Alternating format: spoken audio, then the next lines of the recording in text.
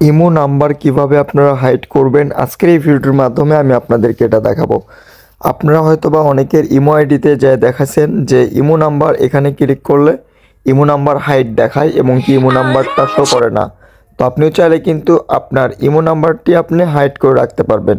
তো কিভাবে আপনার ইমো আইডির ইমো নাম্বারটি হাইড করবেন আজকের এই ভিডিওর মাধ্যমে আমি আপনাদেরকে এটা দেখাবো।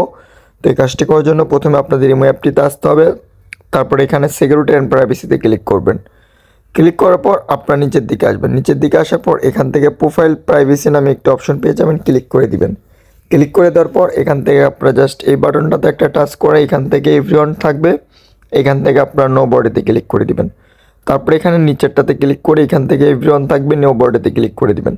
তাহলে আপনাদের কাজ শেষ।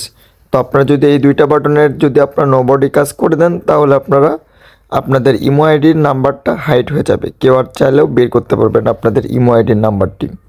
তো ভিউয়ার্স আশা করি বুঝতে পারছেন। তো অবশ্যই আপনি দুইটা সেটিংয়ের কাজ করে নেবেন, তাহলে আপনাদের ইমো আইডির নাম্বারটি হাইড হয়ে যাবে। আর পারলে আপনারা আপনারা অপশনগুলো অফ করে দিবেন, এই অপশনগুলো অফ করে দিবেন, তাহলে আপনাদের আরও সুবিধা হবে কি আপনাদের ইমো আইডির কোনো কিছুই তারা পাবে না, শুধুমাত্র জাস্ট ছবি দেখতে পারবে এবং কি অনেক সময় ছবিও আর দেখতে পারবে না। এই দুইটা অপশন যদি আপনারা অফ করে দেন, এই তিনটা অপশন যদি। তো ভিউয়ার্স আশা করি বুঝতে পারছেন। তো আজকের ভিডিওটি এই পর্যন্তই। আসসালামু